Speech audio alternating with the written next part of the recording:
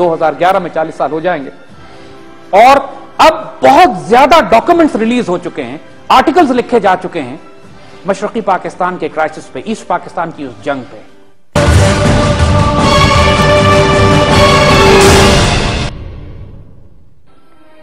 American documents भी declassify हुए हैं। खुद मुक्ति बाहिनी के उन गुरीलों ने, जिन्होंने पाकिस्तान के खिलाफ जंग की थी, उन्होंने किताबें लिखी हैं और अपनी सारी वाकयात और हकीकत बयान की है। इंडियन राइटर्स बहुत सारे सामने आ गए हैं कि जिन्होंने 1971 के वाकयात को सामने रखा है। अब हिस्टोरिकल आर्काइव, वो तारीख जिसको छुपा के रखा गया 40 साल तक जो झूठ बोले गए, अब वो झूठ खुल के सामने आ गए और अब वक्त आ गया है कि ईस्ट पाकिस्तान पर एक मुकम्मल एनालिसिस किया जाए। ये देखा जाए कि वो सारे इल्जामात जो 40 साल तक लगाए जाते रहे हैं पाकिस्तान के ऊपर, पाकिस्तान आर्मी के ऊपर, पाकिस्तान के लोगों के ऊपर, उसकी हकीकत क्या है, इंडियन रॉ का क्या किरदार था उसके अंदर, दुश्मनों ने क्या साजिशें की, आलमी सुपर पावर्स का क्या किरदार था, क्या पाकिस्तान आर्मी को वहां एक मैदान जंग में शिकस्त हुई थी, या ये जंग साजिश के नतीजे में, डिप्लोमेसी के फेलियर के नतीजे में, पॉलिटिक्स और सियासत के फेलियर के नतीजे में, और फिर 30 साल की दुश्मन के एफर्ट के नतीजे में एक आबादी को पाकिस्तान से तोड़कर अलग किया गया। और क्या वो जो मैदानी जंग में जो हीरोइक्स थे हमारे, जो हमारे जांबाज, हमारे गाजी, हमारे सोल्जर्स ने हमारी तारीख की अगर आला तरीन मिसालें आप देखना चाहते हैं जुर्रत और दलेरी की और शहादत की, जिसको हमारी तारीख में आज नहीं पढ़ाया जाता, वो ईस्ट पाकिस्तान में।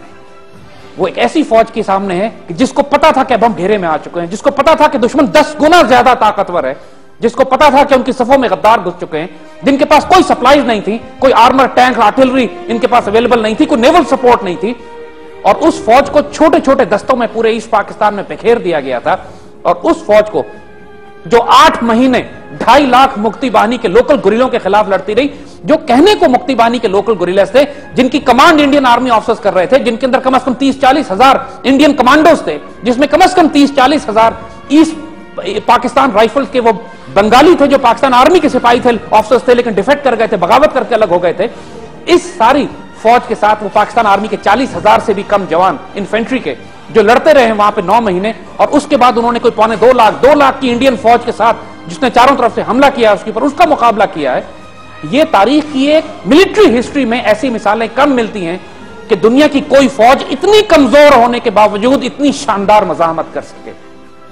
इस पर हम आगे आएंगे, वाकयात पढ़ के सुनाएंगे आपको, इंडियन आर्मी के रेफरेंस से भी, तारीख के हवाले से भी, और मगरबी मौरख और जर्नलिस्ट और रिपोर्टर्स ने जो बातें रिपोर्ट की हैं कि ईस्ट पाकिस्तान में फौज किस तरह लड़ी, किन ऑड्स के अगेंस्ट लड़ी, कितनी जुर्रत और दलेरी के साथ लड़ी, और वहां पर फौज का उस ऑड्स के सामने स्टैंड लेना, दुनिया की कोई फौज स्टैंड नहीं ले सकती थी, लेकिन हमारे जवानों ने जिस तरह स्टैंड लिया वो हमारी तारीख का एक रोशन तरीन बाब है। ईस्ट पाकिस्तान 16 दिसंबर की चोट हमें जरूर लगी है, ईस्ट पाकिस्तान हमारे हाथ से जरूर निकला है, लेकिन जब इन सारे वाकयात और हालात को आप सामने रखते हैं तो यू रियलाइज कि बेशक हमें चोट जरूर लगी है, लेकिन दुश्मन की भी ये कोई इतनी बड़ी फतह नहीं है। गद्दारी से, मक्कारी से, फरेब से, धोखाधड़ी से 10 गुना ज्यादा ताकत के साथ, और एक थकी हुई फौज जो 10 महीने से जंगलों में अपने मुल्क का दिफा करने के लिए लड़ रही हो, उसके छोटे छोटे दस्तों को ओवररन करने के बाद अगर वो समझते हैं कि उन्होंने अपनी 1000 साल गुलामी का बदला ले लिया है, अहमक है वो। इंशाअल्लाह हम 1000 साल और हुकूमत करेंगे आइंदा आने वाले वक्तों में उन पे, और जो मारे हमने दिए उनको, जो हम हमेशा 1000 साल से हम मार देते आए उनको, हर दफा पानीपत का मैदान उनके लिए खबरगाह बनता था। इंशाअल्लाह आइंदा आने वाले वक्तों में भी हम उनको बताएंगे ईस्ट पाकिस्तान की एक चोट से हमें फर्क नहीं पड़ा, लेकिन हम अल्लाह के फौज ज्यादा जज्बे के साथ बेदार हुए हैं। आने वाले वक्तों में एक एक शहीद का, एक एक खून का, एक एक बेआबरू होने वाली बहन का हिसाब लेंगे हम। और फिर साथ ये भी वक्त है, देखिए आज हम देखते हैं पाकिस्तान में जिस तरह के हालात बर्पा हुए हैं, लॉ एंड ऑर्डर का कोई हिसाब नजर नहीं आ रहा है, तबाही और धमाके और बर्बादी पूरे मुल्क में बर्पा हुई है, पूरे मुल्क में कोई गवर्नेंस नजर नहीं आती, हुकूमत नजर ही नहीं आ रही है। जब हम ईस्ट पाकिस्तान के वाकयात पे नजर डालते थे तो हम सोचा करते थे कि क्या उस वक्त हुकूमत नहीं थी, क्या उस वक्त जो सारी इंडियन ये साजिशें कर रहे थे, ये प्लान्स कर रहे थे, ये उनकी सारी साजिशें पकड़ी जा रही थी, नजर आ रहा था साफ साफ कि इंडियंस क्या गेम पाकिस्तान के खिलाफ करना जा रहे हैं, तो उस वक्त की हुकूमत कहां थी, उस वक्त की सियासी जमातें कहां थी, उस वक्त का मीडिया किधर था, उस वक्त के दानिश्वर और उलमा और स्कॉलर्स चुप क्यों थे, क्यों दुश्मनों का साथ देते थे उस वक्त। और यकीन कीजिए आज जब हम हालात पाकिस्तान के देखते हैं तो हम समझ जाते हैं, वाकई समझ में आने लगती है बात कि जिस तरीके से आज हालात बने हुए हैं, कुछ इसी किस्म की क़यादत उस वक्त भी थी,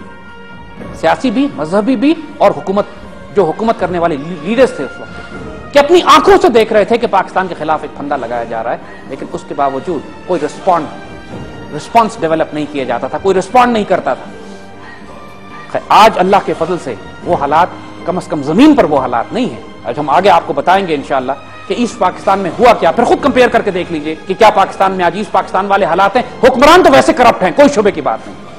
बिल्कुल उसी तरीके से तमाम पाकिस्तान को खतरात का सामना भी है जैसे उस वक्त था, लेकिन अल्लाह के फजल से पाकिस्तान अब उतना कमजोर नहीं है जितना उस वक्त था। आइए हम आपको कुछ वाकयात सुनाते हैं और दिखाते हैं और हकीकत ये जाहिर करते हैं कि ईस्ट पाकिस्तान में असल में क्या हुआ था। 1965 की वॉर के बाद अब डॉक्यूमेंट्स डिक्लासिफाई हो चुके हैं। एक बहुत बड़ी साजिश पकड़ी गई, जिस साजिश का नाम है अगरतला साजिश। यह साजिश ये थी कि अयूब खान ने 1967 में तकरीबन ईस्ट पाकिस्तान का दौरा करना था और वहां एक साजिश पकड़ी गई, जिस साजिश के मुताबिक प्रेसिडेंट ऑफ पाकिस्तान के जहाज को, जिस तरह जनरल ज़िया-उल-हक के जहाज को क्रैश कराया गया था, इसी तरह प्रेसिडेंट ऑफ पाकिस्तान के जहाज पर हमला करके जहाज को गिराना था और अयूब खान और पूरी पाकिस्तान की हुकूमत को वहीं खत्म कर दिया जाता। यह साजिश पकड़ी चली गई और इस साजिश के अंदर ईस्ट पाकिस्तान के तमाम बड़े बड़े जो उनके गद्दार रहनुमा थे, जिसमें शेख मुजीबुर रहमान भी शामिल था, ईस्ट पाकिस्तान की जो हमारी बंगाली रेजिमेंट थी उस वक्त, उसके कुछ अफसरान थे, कुछ मकामी लोग थे, वो सारे पकड़े चले गए।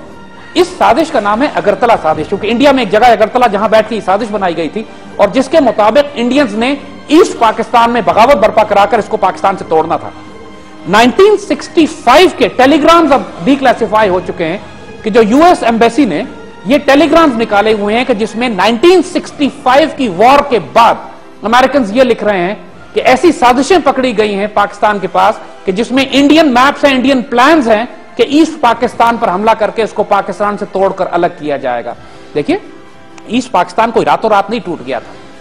बहुत पहले से इंडियंस के गेम प्लान थे। और 65 की वॉर में जैसे हम जिक्र कर रहे हैं आपको कि जिस तरह मार इंडियंस को पड़ी थी, उसके बाद उनका फोकस यह था कि अब हम मगरबी पाकिस्तान पर तवज्जो करने के बजाय सारा जोर ईस्ट पाकिस्तान पे लगाएंगे। पहले इसको सॉफ्ट करेंगे, इसमें गद्दार खरीदेंगे, इसमें प्रोपेगेंडा करेंगे, इसमें गुरिल्ला दस्ते तैयार करेंगे और उसके बाद जब पाकिस्तान आर्मी को वहां फंसा लिया जाएगा तो उसके बाद फिर भारतीय फौज बराह रास्त दाखिल होकर ईस्ट पाकिस्तान को तोड़कर अलग कर देगी। इस सारी साजिश के लिए जो कैरेक्टर उन्होंने मुंतखब किया वो शेख मुजीबुर रहमान था और जो साजिश बनाई उसका नाम अगरतला साजिश था। अल्लाह ताला ने देखे कितने मौके हमें दिए। अगरतला साजिश पकड़ी गई, अगर मुजीबुर रहमान पर और उसके तमाम साथियों पर मुकदमा चलाकर उनको फांसी दे दी जाती उसी वक्त, जिस वक्त ये, और ये 1967 की बात है, पाकिस्तान टूटने से 4 साल पहले, उसी वक्त मुकदमा चला के इन गद्दारों को फैसला कर दिया जाता तो ईस्ट पाकिस्तान कभी ना टूटता। वो तमाम हंगामे होते लेकिन ईस्ट पाकिस्तान ना टूटता। पूरी कयादत जो थी दुश्मनों की अल्लाह ने हमारे हाथ में हवाले कर दी थी। हमारे ये तारीखी गलतियां होती हैं, देखिए लम्हों की गलतियां होती हैं, सदियों में सजा काटनी पड़ती है। ये बातें हमारी तारीख में कई मर्तबा हो चुकी हैं। 1962 में जब चाइनीज इंडियंस की मार लगा रहे थे, चाइनीज ने इंडियन आर्मी को कश्मीर से धकेल के हटा दिया था, उस वक्त चाइनीज ने हमें पैगाम भेजा था कश्मीर खाली है, अंदर दाखिल हो जाओ, कश्मीर पे कैप्चर कर लो, और हमारे हुक्मरान सोते रह गए। इसी तरह 65 की वॉर में जंग शुरू होने से पहले हमारे पाकिस्तान हाई कमीशन दिल्ली ने पैगाम भेज दिया था पाकिस्तान के फॉरेन ऑफिस में कि साहब इस वक्त इंडिया हमला करने वाला है 2 दिनों के बाद। और वो टेलीग्राम उस वक्त के फॉरेन मिनिस्टर जो उस वक्त के थे जुल्फिकार अली भुट्टो, उनके टेबल पे पड़ा रहा 2 दिन तक और फॉरेन ऑफिस ने फॉरेन मिनिस्टर को ये नहीं दिखाया। फिर अल्लाह ने 100 मौके हमें और दिए। इसी तरह पाकिस्तान बनने के 65 की वॉर में अल्लाह ने जो इज्जत रखी हमारी, उसके बाद अगरतला साजिश पकड़ के हमारे हवाले कर दी। तो आपको पता है उस वक्त क्या हुआ? अयूब खान मुकदमा चलाना चाहता था। अयूब खान ये चाहता था कि इस पर मुकदमा चलाकर इंसानों को फांसियां दी जाए और सजाएं दी जाए। पाकिस्तान के तमाम सियासी लीडर्स ने उस वक्त हंगामा बर्पा कर दिया कि मुजीबुर रहमान को सजा नहीं दी जाएगी। अयूब खान का तख्ता उलटने के चक्कर में गद्दार मुजीब खान जैसों का साथ दिया। नतीजा यह हुआ कि तमाम मुकदमात वापस ले लिए गए 1969-70 तक, इलेक्शन से पहले। अगर आप नोट करें तो एग्जैक्टली यही बात आज ये हुकूमत भी कर रही है हमारी, कि वो तमाम गद्दार जिन्होंने बलूचिस्तान में पाकिस्तान की पाइपलाइनें तोड़ी हैं, पाकिस्तान तोड़ने की बात करते हैं, पाकिस्तान पर हमले कर रहे हैं,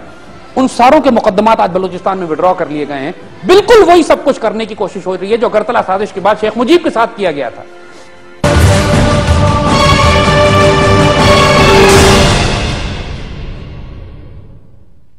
वो तमाम गद्दार जो पाकिस्तान की तस्लीम ही नहीं करते, पाकिस्तान की आइडियोलॉजी को नहीं मानते, आज पाकिस्तान की इसमें बहुत बड़ी तादाद आज पाकिस्तान की पार्लियामेंट में बैठी है, पाकिस्तान के कई सूबों में उनकी हुकूमतें। ये वो होता है मामला कि जब कौमें इस तरह गलतियां करती हैं फिर बड़ी सख्त सजा काटनी पड़ती है। आज जो सरहद में हुकूमत है, जो बलूचिस्तान में हुकूमत है, और बहुत सारे सियासी गिरोह जो पाकिस्तान के मुख्तलिफ सूबों में, सिंध में मौजूद हैं, कि जो पाकिस्तान की आइडियोलॉजी को तस्लीम ही नहीं करते, जो ये कहते हैं कि पाकिस्तान गलत बन गया था, जो ये कहते हैं पाकिस्तान का बनना तारीख की सबसे बड़ी गलती थी, जो ये कहते हैं कि अगर ये पाकिस्तान के मुसलमान वापस जाना चाहें इंडिया तो इंडिया को उन्हें कबूल कर लेना चाहिए। ये बातें उस वक्त भी होती थी।